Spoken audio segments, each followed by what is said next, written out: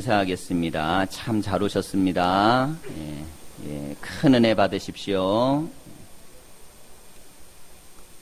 오늘은 특별히 예배에 대한 말씀을 좀 드릴 거기 때문에 예배 잘 오셨다고 그렇게 축복한 겁니다. 이스라엘 백성들이 모세가 십계명을 받으러 올라간 사이에 이 산에서 내려오지 않으니까 우상을 만들어 섬기게 됩니다. 하나님께서 진노하셨죠. 그래서 내가 너희들과는 더 이상 함께할 수 없겠다. 모세가 열심히 기도를 합니다. 주님, 우리를 포기하지 마십시오. 하나님이 그러시는 거예요. 니들끼리 가나안으로 가라. 나는 올라가지 않겠다 그럽니다. 여러분, 사람이 아무리 많이 모여도 그 자리에 하나님의 영이 함께 하시지 않는다면 그곳에는 하나님의 역사가 없습니다. 하지만 둘 이상 모여도 그것이 주의 이름으로 모이면 하나님은 거기 함께 하시다고 했어요.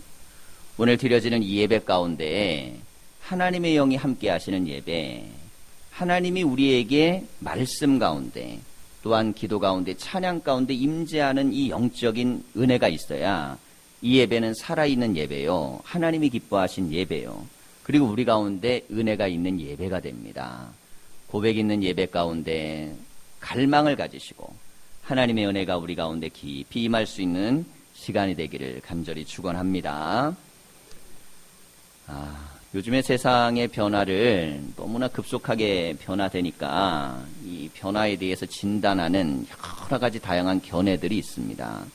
다원화되고 또 다양화되고 또 세분화되고 개성이라는 것이 각각 중요시되고 그게 다 뿔뿔이 흩어진 것처럼 보이는 거예요. 다 나뉘어집니다. 생각도 나뉘어지고 행위도 나눠지고 모든 제품들도 다 제각각이고, 자, 이처럼 아주 다양해지고 많아지는 쪽으로 사회가 하나 발전하지만 또 하나는 이 다양하고 많은 것들이 하나로 통합하는 융합의 또 방향으로 세상이 발전합니다. 세상은 다양해지면서 또 하나를 향해 나아가는 거예요. 여러분, 자동차에는 심장이 두 개가 있습니다. 하나는 가솔린 심장이 있고 하나는 전기 심장이 있어요. 요즘은 심장이 두 개로 자동차가 가요. 이걸 하이브리드라 그래요. 자, 이런 자동차에 대한 변화는 이전에는 심장 하나만 가지고 달리고 했던 그런 개념을 깨고 이제는 전혀 이질적인 그런 개념이 합쳐지면서 새로운 힘을 가진 그런 변화를 나타내는 겁니다. 자, 이런 변화에 대한 모습, 같지 않아서 서로 이질적이어서 합쳐놓으면 아무것도 안 될 것 같은데, 그런데 합쳐놨더니 더 큰 힘이 발휘되는 거예요. 자, 융합이 가진 힘, 이게 바로 하나님께서 우리 백성들, 믿음의 자녀들을 모아가지고 세우신 교회가 바로 그런 겁니다. 교회는 모두가 다 다른 사람들이 모여요.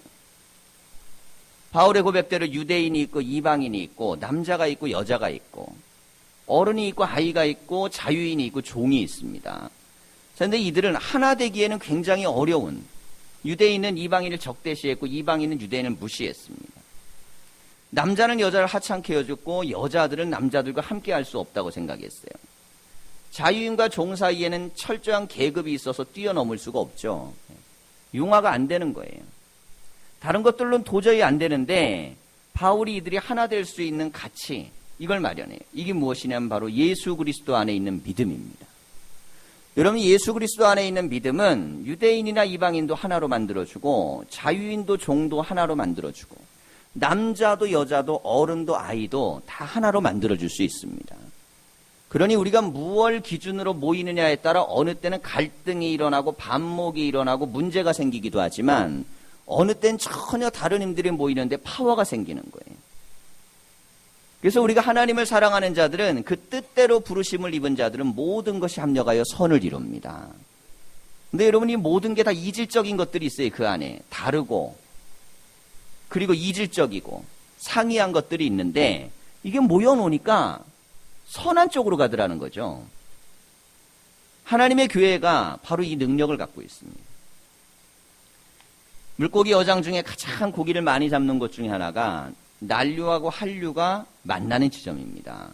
이 물이 아주 이질적인 물이 만나는 거거든요. 근데 그곳에 물고기가 아주 많이 살아갑니다. 다름이라는 것은 불편할 때도 있지만 다르기 때문에 가지고 있는 생각하지 못하는 그런 에너지와 파워들이 있어요. 여러분, 우리가 쓰는 스마트폰을 한번 생각해 보십시오. 불과 10년, 15년 전만 해도 그냥 전화만 잘 되는 기능만 있어도 대단하다 그랬어요. 예전에 제가 생각을 해보면, 이게 이제 집회 같은 거 하러 가고 그러면 산에 있는 수양강 가고 그랬거든요. 그때는 지금처럼 이렇게 이제 여러 가지 기능이 없을 때입니다. 그냥 폰 하나 있고 사진 하나 있고 이 정도였어요.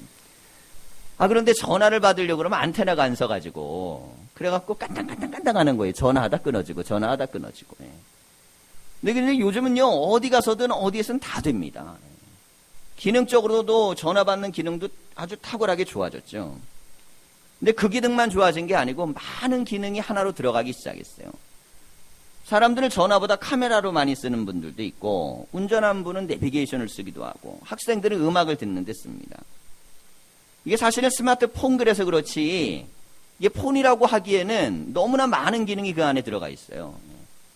근데 이런 융합적인 기능이 다 들어갔는데도 불구하고 서로가 그 기능을 질투하거나 깨뜨리지 않습니다. 전화 받는 기능이 그러는 거예요. 야, 이건 원래 스마트폰이니까 폰이 중요한 거야. 나머지는 나서지 마라. 그렇게 얘기할 수 있잖아요. 그랬더니 그러는 거야. 아니야. 카메라 기능이 얼마나 좋아졌는데, 이건 이제부터는 카메라라고 불러야 돼. 너무너무 좋아지잖아요. 무슨 소리냐? 길 찾아가려면 내가 없으면 안 돼. 옛날에는 내비게이션 했는데 이제는 나만 있으면 얼마든지 가니까 나는 아주 중요한 그런 존재야. 자, 서로 자기 기능에 대해서 그렇게 자기가 잘났으니까 나머지는 죽으라 그런다면, 여러분, 그것은 우리가 감당해야 될 어마어마한 비용이 발생합니다. 폰 따로 있어야 되죠. mp3 따로 있어야죠. 카메라 따로 있어야죠. 내비게이션 따로 있어야죠. 예전엔 다 따로 있었잖아요. 이거 사는데 어마어마한 비용이 들어가잖아요. 근데 이제는 그 하나의 모든 것들이 다 들어가면서도 많은 것들에 대한 비용을 절감하고 우리가 편히 이게 쓰게 됩니다. 여러분, 세상은 앞으로도 계속 다양화되지만 끊임없이 융합하는 방향으로 갈 거예요. 개성은 많아지고, 그리고 사람들마다 생각도 천차만별이고 존중되는 세상입니다. 근데 그것만 가지고는 세상은 못 삽니다. 서로 다름을 맞춰나가고 상이한 것들을 하나로 만들어 나가고, 상대방의 다른 능력들을 갖다 내 걸로 만들어 갖고 이용할 줄 알아야 돼요. 여러분, 예를 들어서 좋은 폰, 스마트폰을 팔려면요, 기능이 요즘은 많아야 됩니다. A라는 제품과 B라는 제품인데 보니까 A는 하나는 탁월한데 다양하지 않아요. 그럼 안 삽니다, 요즘은. 요즘은 다 많으면서도 다 다양해야 돼요. 자, 그런데 이런 문화의 변화는 성도들의 삶 속에도 들어와 있습니다.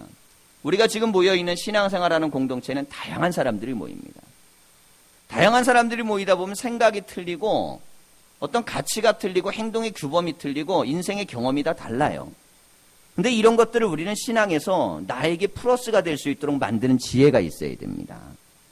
저분은 참 기도를 많이 하는 분이야. 내가 기도를 좀 배워야지. 저분은 성경을 열심히 읽고 말씀의 은혜를 받는 분이야. 내가 좀 저걸 배워야지. 저분은 참 충성스럽게 일하고 봉사하는 분이야. 내가 저걸 배워야지. 여러분, 다른 것들을 나의 것들로 만들어서 함께 더불어 협력하는 사람이 지혜롭고 현명한 겁니다. 가장 어리석은 사람은요, 어느 조직에 들어가서 내가 대장하려고 하는 사람이, 내가 가장 탁월하고 뛰어나려고 하는 사람입니다. 여러분, 내가 세상에서 가장 탁월하다고 생각해봐요. 세상은 엉망되는 거예요. 세상에 나보다 탁월한 사람이 훨씬 많은 게 좋은 겁니다. 나보다 똑똑하고 잘나고 모든 면에서 나보다 잘하는 사람이 많은 그런 세상에서 살아야 좋은 거예요.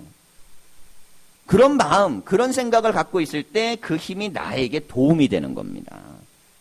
근데 그런 생각이 안 되고, 나는 여기서 내가 최고가 돼야 돼. 모두가 다 내가 원하는 대로 해야 돼. 여러분, 그건요, 그 범위 안에서 자기를 비참하고 낮은 수준으로 만드는 거예요. 그러니 믿음의 공동체는 항상 어떤 마음을 가져야 되는가? 다양한 모든 사람들과 공동체의 것들이 다 나에게 은혜가 되도록 만들 수 있는 그런 지혜가 있어야 됩니다. 사랑하는 성도들, 만남이 있을 때마다 서로에 대한 하나님이 주신 특별한 은사와 능력들을, 그것들을 나와 함께 자꾸 연결을 시키십시오. 기도로 연결하고 만남으로 연결을 갖고 서로가 또 중보하고, 그러면 그것이 나에게 나의 능력이 되고 그 능력은 큰 힘이 됩니다. 자, 그런데 이처럼 많은 사람들이 모여서 공동체를 이루는데 이게 하나 될 수 있는 기반을 성경은 무엇이라 얘기하는가? 다양함을 하나로 만들 수 있는 힘. 이게 바로 하나님을 예배하는 믿음입니다. 오늘 우리가 이 자리에 나왔어요. 이 자리에 많은 분들이, 다양한 분들이, 다양한 삶의 고백과 경험이 있는 분이 나왔는데 딱 하나는 일치해요. 이게 바로 예수 그리스도를 믿는 믿음입니다. 그리고 하나님 앞에 드린 예배. 그렇다면 예배가 우리에게 주고 있는 능력과 힘은 무엇인가? 오늘 우리가 이 시편 84편에 나와 있는 예배의 능력을 함께 봅니다. 사랑하는 성도님들 삶 속에 예배가 다 능력이 되고 이 시편의 고백이 우리에게 역사가 되기를 간절히 축원합니다. 오늘 84편에 보면 크게 세 가지의 복이 나옵니다. 첫째 4절을 보면 주의 집에 사는 자들은 복이 있나니 그들이 항상 주를 찬송하리이다 그랬어요. 하나님의 집에 사는 사람, 주의 집에 오는 사람, 나오는 사람이 복이 있다는 거예요. 그럼 어떤 복인가 했더니 3절을 보니까 나의 왕 나의 하나님 만군의 여호와여 주의 제단에서 참새도 제 집을 얻고 제비도 새끼들 보금자리를 얻었나이다 라고 말씀합니다. 예전에는 제단이 산에 있었습니다. 그러니까 산 새들이 올 거 아니에요. 제비도 오고 참새도 오고 와서 제단 있는 쪽에다가 둥지를 틀고 거기에서 집을 지었어요. 그런데 이 집이 바로 보금자리라는 거예요. 우리가 인생을 살아가면서 우리는 다양한 만남을 갖고 다양한 곳에 갑니다. 친구들을 만날 수도 있고 일터로 갈 수도 있고 여행을 갈 수도 있어요. 자, 그런데 우리에게 아무리 많은 곳을 가도 그리고 끝내는 돌아와야 될 자리가 있는데 이게 어디냐면 보금자리입니다. 보금자리가 뭡니까? 보금자리는 내가 안식을 누리고 쉼을 누리고 거기에서 내 삶의 기반을 가져야 되는 것이 보금자리예요. 우리 육신의 보금자리는 우리가 살고 있는 각각의 집입니다. 이 집으로 돌아가면 편안한 거예요. 아무리 좋은 데 갔다가도 여행 아무리 좋은 데 갔더라도 그냥 단칸방이라도 내 집에 들어가고 편안하게 누워있으면 그게 훨씬 더 내 마음에 편안합니다. 보금자리는 그 평수가 얼마나 크냐, 시설이 얼마나 좋으냐로 결정되는 게 아닙니다. 보금자리는 내 마음에 평화를 줄 수 있는 그 자리여야 돼요. 그러니 우리가 집을 누구나가 다 갖기를 원하는 거예요. 어쨌든 내 집을 갖기를 원하는 마음이 뭐냐면 편안한 마음으로 쉬고 편안하게 살 수 있는 자리를 원하기 때문에 그러니 보금자리를 원하죠. 근데 육신의 보금자리는 내 집이 역할을 해줄 수 있지만 영혼의 보금자리는 하나님의 전이 그 역할을 하는 겁니다. 우리가 아무리 많은 곳을 돌아다녀도 우리의 영혼은 하나님의 집을 향하여 마음이 가 있게 돼 있어요. 우리 영혼은 막 갈망해요. 내 육신은 세상을 향해 나가고 있지만 영혼은 주님을 향해 가는 겁니다. 내 육신은 세상이 좋아서 가고 있지만 내 영혼은 하나님의 집을 찾는 거예요. 그래서 우리는 지금 이 자리에 앉아 있는 겁니다.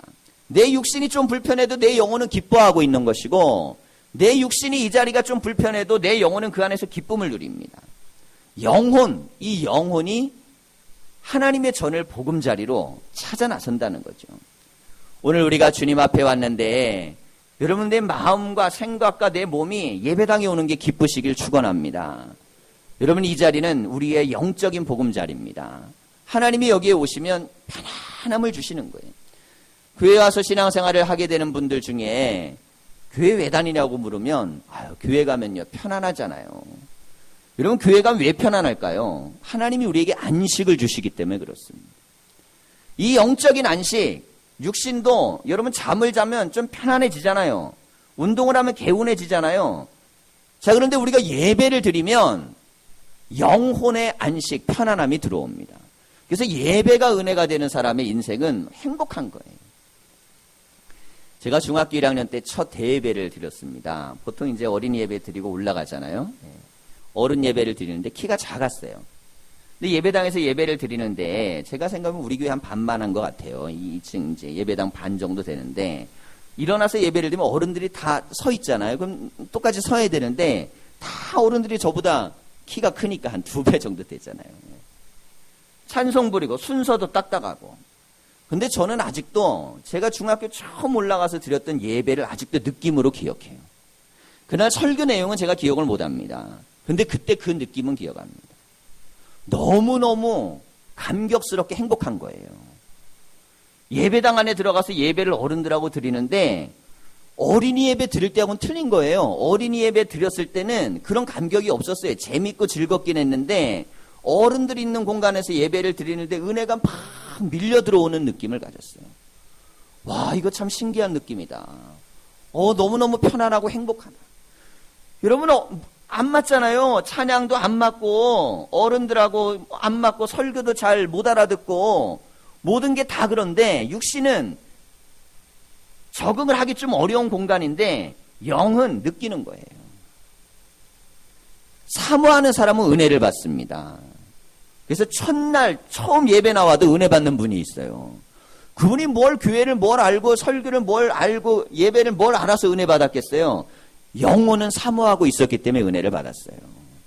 반면에 수십 년을 믿음 생활해도 예배 시간에 감동이 없는 분이 있어요. 그분은 육신은 그 자리에 있으나 영이 하나님에 대한 사모함이 없는 거예요. 우리의 영혼이 하나님에 대한 사모함, 하나님 은혜에 대한 갈망, 이것이 우리 가운데 있는 자에게는 하나님께서 그 영혼에 은혜를 부어주시는 겁니다. 똑같이 제단에 앉아 있어도요, 이 예배당에서 하나님이 주신 은혜가 흘러들어가는 사람이 있어요. 그러면 그 사람을 통해 그 가정으로 은혜가 흘러들어갑니다. 그 가정뿐만 아니라 일터로 흘러들어가는 거예요. 똑같이 앉아 있는데 왜 차이가 나느냐? 듣는 귀는 똑같은데요, 귀로 듣는 게 아니라 영으로 듣는 겁니다. 우리의 심령이 하나님의 은혜를 받는 거예요. 그래서 내 영혼이 하나님을 향해 갈망하면 그 안에 하나님이 주신 은혜가 흘러들어가고, 말씀이 흘러들어가면 그냥 평범한 말씀인 것 같은데 내 영혼에 막 감동이 있는 거예요. 오늘 우리가 주님 앞에 나왔습니다. 육신이 아닌 영이 나오고 사모하고 갈망하는 마음이 나오면 주님은 그 영혼에게 은혜를 주시고 하나님의 축복의 메시지를 들려주십니다. 오늘 이 자리가 새가 둥지를 찾는 것처럼, 우리 인생에 보금자리가 필요한 것처럼 하나님 앞에 내 영혼이 보금자리처럼 나오십시오. 예배는 여러분의 영혼을 쉬게 하며 새 힘을 주실 줄 믿습니다. 두 번째 축복을 이야기합니다. 하나님께서 우리에게 어떻게 복을 주시는가? 6절을 보면 그들이 눈물 골짜기로 지나갈 때 그곳에 많은 샘이 있을 것이며 이른 비가 복을 채워주나이다. 자, 이 말씀 위에 있는 5절을 읽고 우리가 한 번 더 봐야 됩니다. 주께 힘을 얻고 그 마음에 시온의 대로가 있는 자는 복이 있나이다. 예배 자리에 나온 것만 해도 하나님에게 은혜를 받아요. 예배 공간에 있는 것만으로도 성령이 이 자리에 역사하시는 겁니다.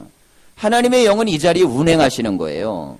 여러분, 우리가 TV를 볼 때는요, 그냥 나하고 브라운관 있고 사람하고 대할 땐 상대만 존재하지만 예배에는 성령이 계신 겁니다. 하나님이 이 자리에 계셔서 하나님이 우리 사이에 역사하시는 거, 역동적으로 역사하시는 겁니다.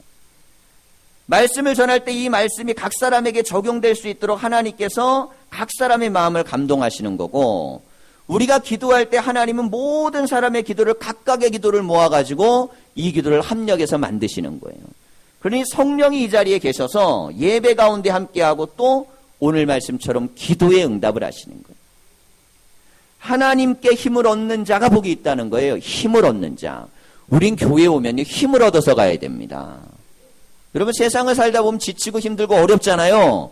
세상이 그 문제 해결을 못 해주잖아요. 그런데 주님은 주님의 전에 나와 기도하는 자에게 힘을 주시는 거예요. 아브라함은 가는 곳마다 제단을 쌓았습니다. 그가 75세 때 하나님을 만났어요. 하나님이 왜 아브라함을 만나셨을까요? 아브라함은 예배에 성공하는 인생 살았기 때문입니다. 그래서 하나님이 아브라함을 축복하시는 거예요. 내가 너와 언약을 세우겠다. 뭘 보고 세워야 될 거 아닙니까? 약속이라는 거. 아브라함은 가는 곳마다 예배를 드렸어요. 그런데 진정으로 하나님을 높였습니다. 마지막 절정은 자기에게 있는 아들, 100세에 얻은 아들을 갖다 하나님께서 제단에 바치라고 합니다.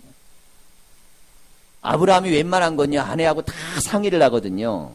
근데 그 문제는 아내하고 상의하면 큰일 날 것 같으니까 그냥 하나님 앞에 고백하고 데리고 갑니다.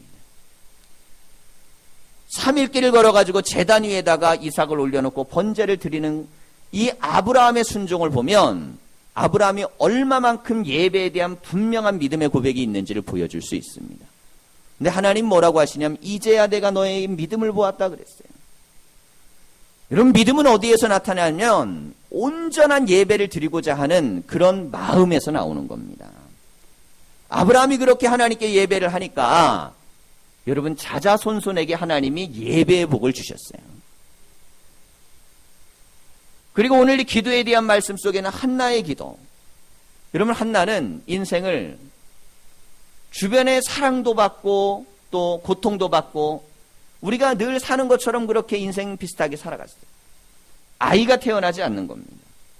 남편이 너무너무 사랑해가지고 귀한 걸 많이 줘요. 사랑도 줘요. 위로도 해줘요. 그런데 위로가 안 되는 거예요. 아무리 주변에서 사람이 도와줘도 안 되는 게 있는 거예요. 하나님의 제단 앞에 나와서 기도를 합니다. 주님, 남편이 위로를 해도 안 되고 남편이 나에게 용돈을 줘도 안 되고 많은 걸 채워줘도 나에게 채워지지 않습니다. 하나님만 하실 수 있습니다. 그러니 저에게 아들을 주십시오 그럽니다. 문제가 생기니까 제단 앞에 나와서 기도하는 거예요. 근데 매년 와서 눈물로 기도했어요. 매년. 안 되는 거예요. 이루어지지 않는 거예요. 한나는 포기하지 않는 믿음으로 그래도 하나님 앞에 나아갈 때마다 기도합니다. 하나님께서 한나의 기도를 들으셨어요. 엘리 제사장을 보내셔가지고 엘리가 그녀와 만나게 하고 묻습니다. 넌 지금 낮술에 취해 있느냐? 아닙니다. 제가 너무 원통한 일이 많아가지고 하나님께 기도하고 있습니다. 엘리가 미안했던 거예요. 상담을 합니다. 인생에 대한 삶의 아픔과 고통을 다 제사장과 대화를 나누는데 엘리가 이렇게 선포를 해줬어요. 걱정하지 마십시오. 걱정하지 마십시오. 편안한 마음으로 돌아가고 하나님이 함께 하실 테니까 염려하지 말라고. 매년 와서 기도할 때요, 그렇게 눈물로 기도해도 마음이 한 번도 후련했던 적이 없었는데 그날 엘리가 했던 선포 때문에 마음이 편안해졌다 그랬어요. 여러분, 기도에 대한 응답을 말씀으로 받으면 그때부터 마음에 평화가 옵니다. 여러분, 응답은요, 사건이 일어나기 전에 말씀으로 먼저 받는 거예요. 하나님께서 말씀 가운데 응답을 주시는 거예요. 엘리의 선포는 그 가정의 축복의 말씀이 됐고, 그리고 결국에는 민족을 이끄는 위대한 사무엘이 탄생한 겁니다. 사랑하는 성도 여러분, 삶의 문제가 세상에서 해결할 수 없거든 제단에 맡기셔야 돼요. 하나님께 힘을 얻는 자가 복이 있습니다. 우리는요, 세상에서 염려 근심 다 하다가 교회 와갖고 또 근심해. 여러분, 제단은 문제를 내려놓고 하나님께 기도하는 곳입니다. 하나님의 응답이 있을 때까지 하나님께 나아가는 것이에요. 하나님은 믿음을 갖고 나아가는 자의 기도를 들으시고 응답하시는 거예요. 사람들은요, 보통 내가 다 내 머리 쓰고 내가 원하는 대로 하고 내가 바라는데 내가 좋은 대로 다 하다가 결국에는 좌절하고 실패하고 웅덩이에 빠지고 넘어집니다. 그러면 깨달음이 있어야 돼요. 아, 내 뜻대로 하니까 안 되는구나. 주님께 나아가 기도하고 맡겨야지. 여러분, 이렇게 나아가는 자에게는 하나님이 길을 바꾸시는 거예요. 시온의 대를 여시는 겁니다.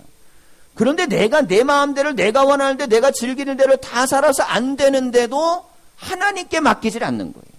그러면 가면 갈수록 더 꼬여버리고 어려워지는 게 세상이에요. 우리의 삶에 나의 문제가 있습니까? 자녀의 문제가 있습니까? 삶의 고민이 있습니까? 하나님은 아버지가 되셔서 모든 것들을 들으시고 응답하십니다. 주님 앞에 나아오는 자에게 복이 있고 주님께 힘을 구하는 자에게 복이 있습니다. 하나님이 주시는 이 기도에 대한 축복을 누리시고, 우리가 만군의 하나님은 기도에 응답하시는 야곱의 하나님이에요. 응답하신 하나님의 체험이 다 있기를 축원합니다. 끝으로 세 번째, 우리가 12절을 보면 만군의 여호와여 주께 의지하는 자는 복이 있나이다 그랬습니다. 여러분, 내가 뭘 의지하고 사는지 잘 생각해 보십시오. 난 뭘 의지하고 사는가? 내 머리를 의지하는 사람들이 있어요. 똑똑해갖고 말 잘하는 사람들. 뭐 세상의 모든 걸 다 알고 진리의 체계를 다 아는 것 같고 세상의 모든 대단한 것들을 자기가 다 아는 것 같아도요, 연약하기 짝이 없는 하나의 인간에 불과한 거예요. 자기의 지식과 머리를 의존합니까? 여러분, 지식은요, 10년 지나면 다 바뀌어버립니다. 나보다 더 똑똑한 사람이 다 바꿔버려요. 바뀌는 거예요. 내 돈을 의지합니까? 여러분, 돈이라는 게 나를 배신하기 시작하면요, 그때 인간은 파괴되기 시작합니다. 사람을 의지합니까? 여러분, 사람이란 존재가 나를 위해 인생을 살아줄 수 있는 존재가 없어요. 다 자기 인생 살아가는 겁니다. 그러니 우리가 의지해야 되는 존재는 나를 위하여 독생자를 보내신, 나를 위하여 세상을 창조하신, 나를 위하여 구원의 계획을 세우신 그 하나님을 의지해야 됩니다. 하나님은요, 하나님이 영광받을 수 있는 장치를 우리가 구원받는 것과 연관을 시켜놓으셨어요. 그러니까 우리가 잘 되면 하나님이 영광받는 걸로 돼 있어요. 장치가 그렇게 돼 있어요. 근데 사람은 그렇지 않습니다. 내가 잘 되면 누군가 잘못돼야 돼요. 내가 원하는 게 있으면 남들은 뭔가 빼앗겨야 됩니다. 근데 하나님과 우리 관계는 하나님이 영광 받으시는 건 우리가 잘 되는 거예요. 근데 어떤 이들이 잘 됩니까? 하나님을 의지하는 자들이에요. 오늘 우리가 주님께 나아갑니다. 하나님을 믿어요. 우리의 공동체가 다양함의 영적인 융합이 이루어지려면 예배와 기도와 하나님을 의지하는 믿음이 이것이 승하여지면 우리의 믿음은 하나님께서 역사하시는 성령의 공동체가 되는 것이고 그 안에서 우리의 믿음은 일어납니다.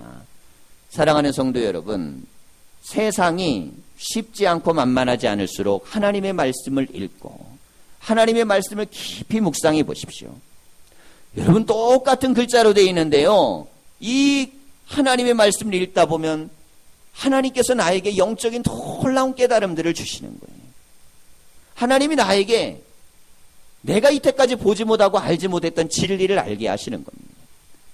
예배가 우리에게 말씀이, 기도가 힘이 되시고 오늘 이 시편 84편의 말씀처럼 우리가 악인들과 첫날 동안 행복하게 사는 것보다 하나님의 성전의 문지기로 하루 사는 게 더 행복하다는 이 시편의 고백.